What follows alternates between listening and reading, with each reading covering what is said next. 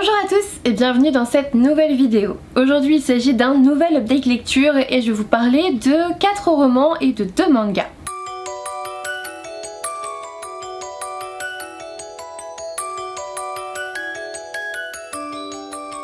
Alors je vous le dis tout de suite, il y a eu du très bon et du beaucoup moins bon dans ces romans. Je vais vous les présenter dans l'ordre dans lequel je les ai lus. On va tout d'abord commencer par Et le désert disparaîtra de Marie Pavlenko aux éditions Flammarion. J'attendais énormément de ce roman, vous le savez peut-être, j'aime énormément Marie Pavlenko, j'avais adoré Je suis ton soleil. J'avais pas lu Un si petit oiseau qui est juste là dans ma pile à lire, mais là voilà, ça me disait bien. En plus c'était un roman en papier sans pellicule. Voilà, c'est du papier recyclable, recyclé surtout je crois, et avec une encre d'origine végétale. Bref, on était à fond dans l'écologie.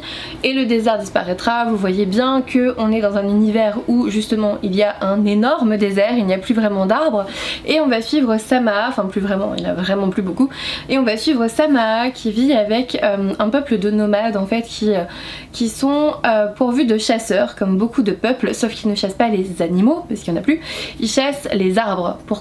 Pour les revendre au marché et pouvoir s'acheter des vivres. Alors le souci dans ce roman c'est qu'il y a quasiment plus d'arbres en fait sur la planète, le désert s'est installé et Samaa va être confrontée aussi à l'aîné des nomades qui va lui dire que les hommes font vraiment n'importe quoi et que les arbres c'est la vie. Alors ce qui est plutôt pas mal dans ce roman c'est le côté écologique, la portée écologique évidemment. Je m'attendais à quelque chose d'assez onirique où Samaa allait se perdre dans le désert et puis délirer sur déshydratation et tout ça. Pas du tout. Pas du tout, j'ai attendu l'action, j'ai attendu qu'elle se mette en place, j'ai attendu qu'on dépasse le résumé, mais c'est pas arrivé avant je crois les 3/4 passés du roman. Bref, vous l'aurez compris, je me suis globalement ennuyée dans cette lecture malgré la plume de Marie Pavlenko que j'aime beaucoup. Pour moi, un roman écologique, maintenant, il y en a tellement qui sortent qu'on peut plus se cantonner à ça. On se retrouve devant des romans écologiques, enfin avec une grosse portée écologique, qui sont portées fantastiques, etc. Je pense à Mère morte, bien sûr, d'Aurélie Wallenstein aux éditions Scrinéo, qui était juste génial sur l'écologie des créatures marines, des mers et tout ça, c'était super bien fait. Et là, pour moi c'est vraiment retombé comme un soufflé. J'ai pas trop bien compris l'intérêt, à part dire que les arbres c'est la vie. Alors oui, mais ces derniers temps je regarde pas mal d'émissions de biologie et tout ça. Et bref, quand les forêts d'Amazonie crament et tout ça, la déforestation et tout ça, tout le monde s'insurge. Évidemment c'est affreux, c'est horrible et on a besoin de ça. Mais on voit souvent dans les médias parler du poumon de la terre. Et en gros si ça disparaît, on survit plus et il nous faut des bouteilles d'oxygène. En fait dans les émissions de biologie ils disent bien que c'est pas du tout le cas et qu'en fait l'oxygène qu'on respire il s'est formé il y a des milliers d'années, je crois que je ne me trompe pas sur la temporalité, et que finalement même s'il n'y a plus d'arbres maintenant on survivra encore des milliers d'années en fait, parce que l'oxygène qui est en train de se former il sera encore là. Donc c'est pas pour tout de suite, même si je pense qu'à la fin oui on est quand même dans la merde. Mais là du coup dans ce roman on sait pas trop quand est-ce que ça se situe. On parle des ancêtres qui avaient des animaux, qui avaient des arbres et tout ça, mais ils sont quand même obligés de respirer dans des bouteilles d'oxygène, dans le désert et tout, enfin ça reste assez particulier, mais ça n'aura pas su me séduire. Je peux même pas dire que c'était assez original finalement, parce que des romans comme ça sur l'écologie il y en a plein qui sont en train de pulluler un peu partout et j'ai l'impression que c'est le grand sujet à la mode, et malheureusement celui-là n'aura pas su me séduire. J'ai pas réussi à m'immiscer dans l'histoire, j'ai pas réussi à m'intéresser au personnage du tout, elle m'a saoulée, hein, ça m'a... Voilà, après elle est faite pour être agaçante dès le départ parce qu'elle est butée et tout ça, mais j'ai pas réussi à m'y attacher même par la suite. Après il y avait plusieurs parties qui étaient pas mal, je dis pas que tout est acheté dans ce roman, au contraire, j'ai quand même passé un assez bon moment de lecture, mais il y avait des longueurs et une fois terminé je me suis dit tout ça pour ça, enfin voilà, si je l'avais pas lu c'était pas non plus très grave. Donc j'espère que Un si petit oiseau, le roman de l'an dernier de Marie Pavlenko ou de l'année d'avant je sais plus, saura davantage me séduire, parce que celui-ci ça l'a pas trop fait.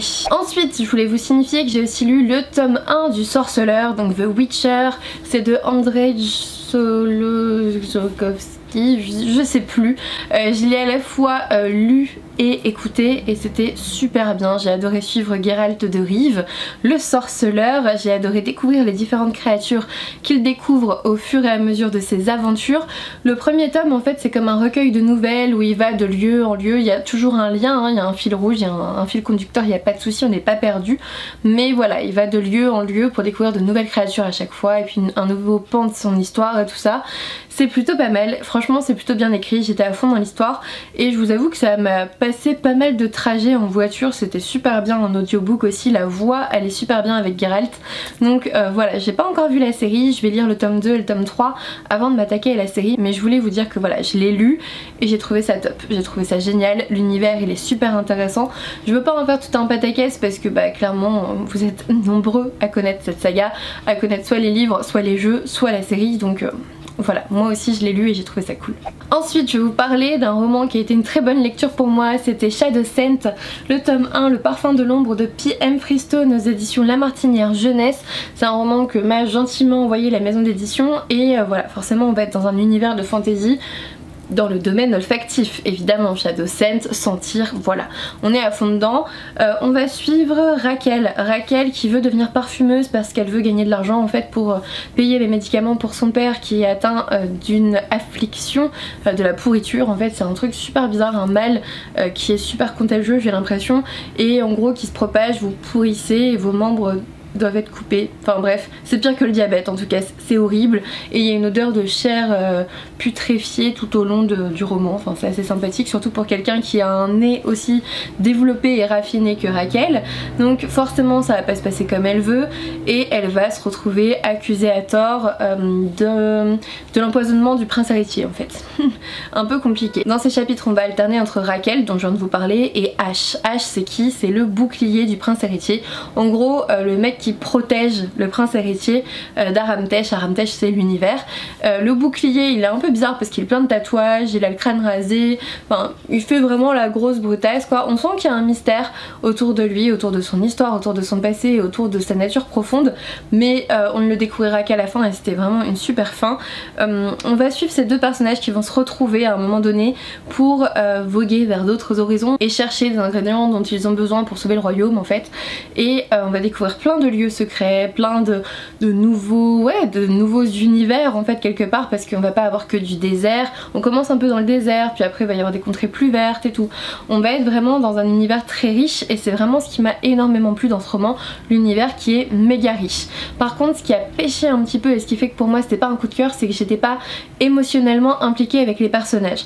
En fait ils étaient sympas mais pas assez développé pour moi, pas assez profond, émotionnellement c'était trop superficiel, on restait trop en surface et du coup j'ai pas réussi à m'impliquer vraiment, j'avais peu d'empathie pour eux, enfin s'il y en avait un qui était mort dans le truc j'étais en mode ok, enfin voilà, c'était pas trop grave en fait. Vraiment ce qui m'a beaucoup plu dans ce roman c'est l'univers, c'est l'originalité de l'univers aussi, tout tourne autour des parfums, autour des senteurs et c'était super cool de pouvoir suivre Raquel qui a un nez extraordinaire et forcément là-dedans il y a aussi une histoire de prêtresse des senteurs et tout, enfin voilà, je vous le dis, l'univers il est super riche, j'ai pas envie de trop vous en dire parce que moi je l'ai découvert comme ça sans rien en savoir et j'ai trouvé ça top, mais au niveau des personnages j'ai quand même attendu un long moment. Alors du coup vous en faites pas, il n'y a pas de romance dégoulinante affreuse, il y a une mini romance à un moment donné mais ça arrive quand ça arrive, déjà ça arrive pas trop tôt, c'est pas dégoulinant et c'est pas je peux plus te quitter alors que ça fait 2 jours que je te connais, donc de ce côté là franchement on est top. L'univers de fantasy est cool, franchement je pense que je lirai le tome 2 très certainement même, j'ai bien aimé, j'ai envie de savoir ce qui se passe par la suite, ce qui va arriver à Raquel, ce qui arrive à Ash finalement, j'ai très envie de découvrir la suite parce que la fin, mais la fin franchement elle donne super envie. On finit pas vraiment sur un cliffhanger, j'ai pas une envie irrépressible de lire le tome 2 parce que heureusement l'auteur nous donne certains éléments de réponse pour nous dire un peu vers quoi on va se tourner dans le tome 2, donc heureusement parce que franchement si on s'était arrêté genre 3 chapitres plus tôt c'était trop compliqué pour moi. Donc voilà, l'auteur nous a pas fait ce coup là, mais ouais, c'était vraiment top, la couverture est trop belle, un beau petit roman de fantasy young adulte, comme l'ont été pour moi Les Faucons de Rêvera, comme l'a été Un palais d'épines et de roses. J'ai eu vraiment cette sensation d'univers fantasy bien développé pour les jeunes adultes, pas de la fantasy adulte, hein, d'accord, mais par rapport à Un palais d'épines et de roses et Les Faucons de Rêvera, j'ai trouvé que les personnages étaient un peu moins développés. Je les compare parce que vraiment pour moi c'était globalement à mettre dans la même case. Si je devais les ranger dans ma bibliothèque par genre, ils seraient tous à côté en fait. Ils sont vraiment apparentés je trouve, donc voilà, si vous avez aimé Les Faucons de Rêvera ou Un palais d'épines et de roses, je pense que ça vous plaira, même si c'est totalement différent, c'est un univers sur l'olfaction, c'est vraiment totalement différent de tout ça, mais mon ressenti est globalement le même. Et je peux vous dire que c'est vraiment la fantaisie que je préfère, c'est cette fantaisie jeune adulte là, qui est pas trop compliquée et en même temps qui est super élaborée au niveau de l'univers. C'était top pour moi. Ensuite on passe à du vraiment moins bon pour moi. J'ai lu La Ligue des Malfaisants Héroïques d'Amelius Melgan aux éditions Scrinéo et comment vous dire ça de façon adaptée. Franchement j'aurais dû réfléchir à cet avis bien avant. J'y ai réfléchi en faisant mon vlog, mais j'ai rien aimé dans ce roman en fait, mais rien. Si, l'idée de base était cool. Sherlock a un frère jumeau qui s'appelle Albert, ils vivent dans une famille très particulière parce que les parents et Albert ne supportent pas tout ce qui a trait à l'imaginaire. Voilà, ils aiment pas les livres fantastiques, il faut que tu lises des classiques, ils aiment pas les émissions de télé, les trucs comme ça, les westerns, machin, enfin ça va très loin, hein. Ils aiment juste le terre à terre, le contemporain et c'est tout. Et Sherlock lui il est tout le contraire, il adore l'imaginaire, il a une bonne imagination et il va faire appel à un marchand d'épopées qui va se présenter un jour chez lui. Lui il a l'impression en fait qu'il va acheter un jeu vidéo, mais que nenni. Il se retrouve finalement dans une vraie épopée où il va rencontrer Morgane, je crois que c'est Morgane, une jeune fille assez particulière, pleine de secrets, qui va l'amener vers un maître qui ressemble vraiment à Maître Yoda. En plus il s'appelle Maître Yomi, il parle exactement pareil avec les phrases inversées là. Alors au début c'était assez drôle, puis finalement ça m'a saoulée parce que je devais lire 2 ou 3 fois la phrase pour comprendre. J'étais en mode mais il y a une faute d'édition là, et en fait non, je me suis souvenu que c'était Maître Yomi qui parlait et du coup la phrase inversée c'est normal. Sauf que ça m'a demandé pas mal d'efforts de devoir relire les phrases 3 fois. L'idée de base était géniale, mais le rendu final m'a pas du tout, mais du tout convaincue. Et là encore une fois je comprends pas parce qu'il y a eu des coups de cœur sur ce roman et moi j'étais assez hypée, hein. Franchement ça me disait bien. En plus la 4ème de couverture elle est vachement sympa, j'étais à fond dedans et non ça l'a pas fait du tout, mais du tout. On se retrouve dans quelque chose de très habituel, de très prévisible et ça part dans tous les sens et puis on sait plus trop, alors c'est de moins en moins prévisible hein, sur la fin ça c'est sûr. Et puis au moment où il y a un petit peu d'action, où il y a quelque chose d'un peu intéressant qui se passe, bam ça s'arrête. En fait j'ai eu l'impression il y a un certain ton humoristique dans tout le roman et j'ai eu l'impression que l'auteur se moquait totalement de son personnage principal, sauf que bah du coup j'ai essayé de m'impliquer dans ce personnage principal, donc j'ai eu l'impression qu'on se moquait de moi en fait à un moment donné. Surtout que je trouvais que le roman était très creux, qu'il n'y avait pas grand chose déjà dedans. Si en plus on n'a pas de fin, je me suis dit bah dis donc, il n'y a vraiment rien. Pardon, c'est pas très gentil ce que je dis, je sais pas comment le dire, je n'ai pas aimé ce roman, vraiment pas du tout. Il n'a pas fait écho en moi, je me suis pas attachée au personnage, j'ai pas apprécié l'univers, j'ai été globalement agacée tout au long du roman. J'ai pas trouvé ça drôle ni épique parce qu'on est quand même devant une épopée fantastique hein, mais non en fait. Et les personnages sont creux, l'univers est creux, il est pas creusé du tout, il est vraiment creux, on s'arrête à creux. Et non j'ai pas aimé, ça a fait un gros flop. Franchement j'étais très confiante dans ce roman, j'y suis allée avec peut-être beaucoup d'attentes, je sais pas, mais c'est tellement retombé. Arrivé à un quart du roman je me suis dit ah oui tout ça pour ça, très bien. Non, ça l'a pas fait du tout avec moi, j'ai même fini par lire certaines pages en diagonale tellement j'en pouvais plus quoi, il y avait des longueurs, des choses que je ne supportais plus. Voilà, c'est pas un roman que je garderai en mémoire très longtemps et heureusement parce que sinon ça serait une grosse déception en fait, je suis très déçue. Ensuite on va parler de manga, j'ai découvert une petite maison d'édition avec Carciphona, le tome 1 donc de Shilin Huang aux éditions Château. Donc dans Carciphona on va suivre une sorcière qui s'appelle Veloz Visrine, je sais pas comment on dit, qui évolue dans un univers où la magie est interdite et on va en découvrir un petit peu plus sur son passé. Elle va rencontrer aussi un humain à côté qui est très attachant, qui est un petit peu qui est un petit peu le petit boulet, vous voyez l'enfant assez sympathique, qui a pas mal de moyens aussi, enfin bref j'ai bien aimé, j'ai beaucoup apprécié la magie présentée là-dedans.